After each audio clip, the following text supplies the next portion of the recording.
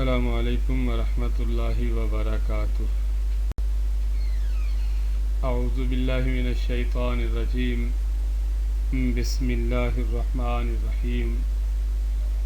وبشر الذین آمنوا وعملوا الصالحات ان لهم جنات تجری من تحتها الانہار كلما رزقوا منها من ثمرة رزقا قالوا هذا الذي رزقنا من قبل وأتوا به متشابها ولهم فيها أزواج مطهرة وهم فيها خالدون۔ سورہ بقرہ کی آیت نمبر 25 ہے۔ اس سے پہلے دو آیات جو ہم نے پڑھی ہیں ان میں ایک تو کافروں کو چیلنج دیا گیا تھا کہ اگر تمہیں شک ہے اس کتاب کے بارے میں جو ہم نے اپنے بندے محمد صلی اللہ علیہ وسلم پر نازل کی ہے تو پھر تم بھی اس جیسی ایک صورت بنا کے لے آؤ۔ اور دوسری آیت میں انہیں برے انجام سے ڈرایا گیا تھا، متنبہ کیا گیا تھا کہ دیکھو یہ چیلنج جو ہم دے رہے ہیں یہ تو تم کر نہیں سکتے کبھی بھی، تو بچاؤ اپنے آپ کو آگ سے۔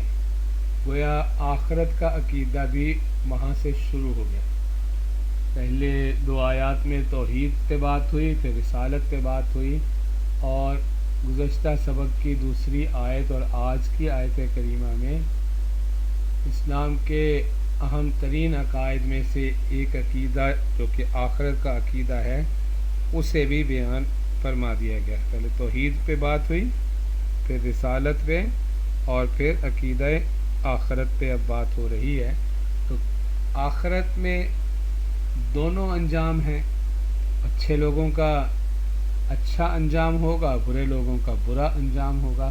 تو گزشتہ سبق کے آخر میں جو بات چیت آئی تھی وہ برے انجام سے متنبہ کیا گیا تھا کافروں کو۔ یہ قرآن کا طریقہ ہے کہ جہاں بھی سزا کی بات کرتا ہے وہاں انعام کی بھی بات کرتا ہے، جہاں کہیں انعام کی بات کرتا ہے وہاں ساتھ ہی سزا کی بات بھی کرتا ہے، جہاں جنت کی بات کرتا ہے اس کے ساتھ ہی کہیں جہنم کی بات بھی کرتا ہے، تاکہ لوگوں کے سامنے دونوں چیزیں رہیں اور لوگ پھر ان دونوں چیزوں پہ غور کرنے کے بعد اپنے لیے انتخاب کریں کہ ہم نے کس راہ پہ چلنا ہے۔ تو آج کی آیت کریمہ کو شروع فرمایا گیا وَبَشِّرِ الَّذِينَ آمَنُوا، اور بشر بشارت دے دیجیے، الذین آمنوا ان لوگوں کو جو ایمان لائیں، وعاملوا الصالحات اور انہوں نے اعمال کیے اچھے۔ تو ایمان بھی لائے اور ایمان کے ساتھ ساتھ اعمال بھی اپنے انہوں نے ٹھیک کر لیے، اچھے اعمال کرتے رہے، تو انہیں آپ بشارت دیجیے۔ کس چیز کی بشارت؟ ان لہم جنات، بے شک ان کے لیے باغات ہیں، تجری بہتی ہیں، من تحتہا من سے تحت نیچے، الانہار نہریں، بہتی ہیں ان کے نیچے نہریں۔ اور خوشخبری دے دیجئے ان لوگوں کو جو ایمان لائے اور انہوں نے اچھے اعمال کیے کہ ان کے لیے باغات ہیں جن کے نیچے نہریں بہتی ہیں۔ انسان کی ضرورتیں آپ ذرا غور کریں کیا ہیں؟ رہائش اچھی ہو، خوراک اچھی ہو، اور ساتھ اچھا ہو، اور ان تینوں نعمتوں کے بعد اگر یہ تینوں نعمتیں مل جائیں دنیا میں، یعنی دنیا کی سوچ کے مطابق، تو پھر ایک تیسری مشکل ہے جو دنیا میں اس کا حل کوئی نہیں ہے، اور وہ یہ کہ دھڑکا لگا رہتا ہے کہ یہ چیزیں چھن نہ جائیں، اور چھن بھی جاتی ہیں۔ یعنی اچھی رہائش ملی ہوئی تھی، کوئی غربت آ گئی، کوئی حادثہ پیش آ گیا، وہ گھر چھن گیا، کھانے پینے کو اچھا رزق مل رہا تھا، مہنگائی ہو گئی، وہ کھانا پینا چھن گیا، اور اسی طرح اور نعمتیں جو ملی ہوئی ہیں، ساتھ اچھا تھا، کسی کی کوئی بھی وجہ ہو جاتی ہے، موت ہو جاتی ہے، زندگی سے ختم ہو جاتی ہے، ساتھ چھٹ جاتا ہے۔ یہ دھڑکا لگا رہتا ہے کہ یہ نعمتیں دنیا میں جو ملی ہیں یہ چھین نہ جائیں. تو چوتھی خواہش انسان کی بڑی ہے کہ جو نعمتیں ملیں وہ چھنے نہ. اب آپ اس آیت کریمہ پہ غور کریں، کیسی شاندار زندگی اللہ نے ایمان والوں کے لیے رکھی ہے.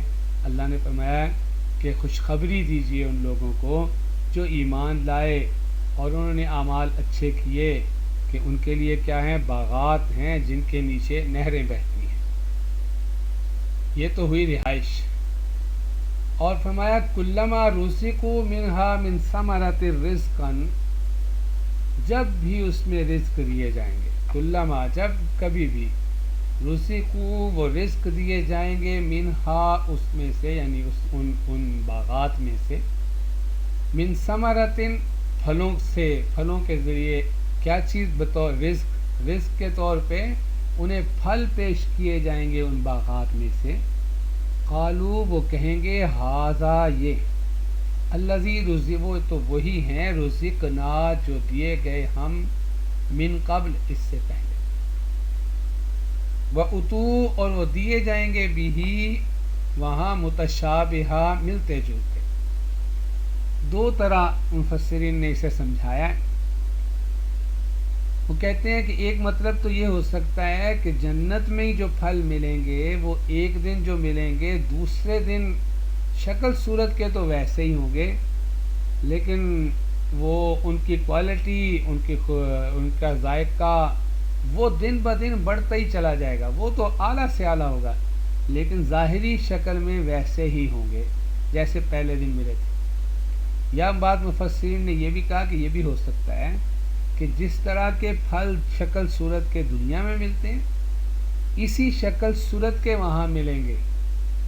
یہ بات الگ ہے کہ وہ ان کا ذائقہ اور ان کی کوالٹی، وہ اس کے بارے میں تو سوچا بھی نہیں جا سکتا کہ وہ کتنی عمدہ ہوگی، کیونکہ حضور صلی اللہ علیہ وسلم نے فرمایا کہ وہاں تو اللہ نے ایسی چیزیں تیار کر کے رکھی ہیں جس کا تو کسی دل میں وہم و گمان بھی نہیں آئے.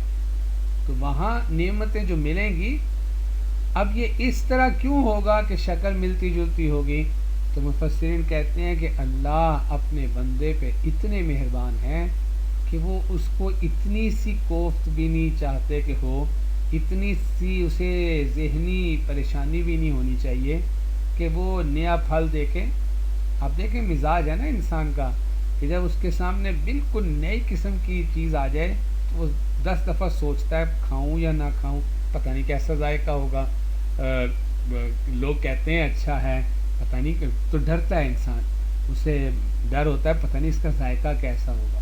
تو یہ جو تھوڑی چند لمحوں کے لیے کوفت ہے کہ نیا پھل نئے انداز کا آ جائے، اب پتہ نہیں اس کا ذائقہ کیسا ہوگا، تو اللہ تعالیٰ اس بندے کو اتنی سی لمحے کے لیے بھی اس کے اندر پریشانی کو نہیں لانا چاہتے، اور تاکہ وہ بالکل مطمئن ہو کے چیز کھائے کہ وہی ہے جیسے پہلے دیے جاتے تھے، لیکن جب کھائے تو اسے پتہ چلے کہ یہ تو کوئی نئی چیز ہے، یہ تو نیا ذائقہ ہے، تو پہلے سے کیا ہی عمدہ ہے. جیسے کافروں کے بارے میں قرآن نے بتایا ہے کہ ان کا عذاب بڑھتا چلا جائے گا، ادھر نعمتیں بھی اپنی کوالٹی، اپنی ہر اعتبار سے وہ بڑھتی چلی جائیں گی.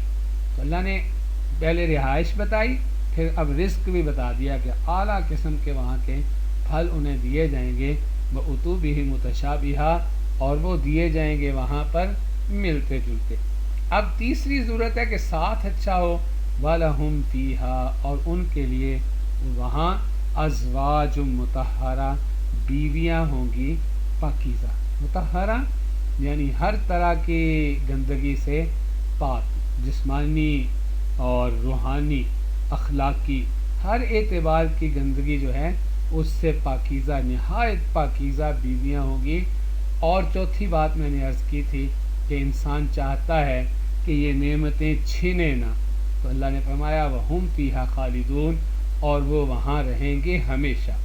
یہ سب یعنی ان سب نعمتوں سے بڑھ کے نعمت ہے، کیونکہ دنیا میں جتنی بھی نعمتیں کسی کو مل جائیں، بڑی سے بڑی حکومت مل جائے، پوری دنیا کی بھی اگر حکومت مل جائے، تو سب سے بڑی اس نعمت کے مزے کو بذائقہ کرنے والی چیز جو ہوتی ہے وہ یہ فکر ہوتا ہے کہ یہ چھین نہ جائے۔ چنانچہ آپ دیکھ لیں، ہمارے سامنے مثالیں موجود ہیں کہ لوگ بڑی کوششیں کر کے حکمران بنتے ہیں اور پھر اگلے ہی لمحے ان کو یہ پریشانی ہوتی ہے کہ کوئی ہماری کرسی نہ کھینچ لے، کوئی ہمارے اوپر حملہ نہ کر دے، یہ کسی طرح چلی نہ جائے یہ کرسی، یہ اقتدار۔ یہی انسان کا حال ہے۔ جتنی بھی نعمتیں یہاں ملتی ہیں دنیا میں، ان سب نعمتوں میں آخر پہ جا کے یہ مسئلہ ہوتا ہے کہ یہ چھین نہ جائے۔ لیکن جنت ایسی جگہ ہے کہ اللہ نے کہا ہے وہ وہاں ہمیشہ ہمیشہ رہیں گے۔ اس کے برعکس جو دوسری جگہ ہے جہنم، اللہ اپنی پناہ میں رکھے، وہاں بھی جو چلے جائیں گے مسلمان کے علاوہ۔ یہ بات انشاءاللہ تفصیل سے آگے چل کے عرض کریں گے کہ مسلمان کو تو اگر اللہ تعالیٰ نے بھیجا تو وہ تو صرف اسے پاک کرنے کے لیے بھیجا جائے گا، لیکن کافر جو وہاں جائے گا وہ بھی وہاں قرآن بار بار کہتا ہے کہ ہمیشہ رہیں گے، ہمیشہ رہیں گے۔ تو یا تو ہمیشہ رہنے کی وہ جہنم جگہ ہے اور یا پھر جنت ہے۔ یہ انسان کا کام ہے کہ اپنے لیے کس چیز کا انتخاب کرتا ہے۔ اللہ تعالی ہم سب کو سمجھنے کی اور صحیح عمل کرنے کی توفیق عنایت فرمائے۔ السلام علیکم ورحمۃ اللہ وبرکاتہ۔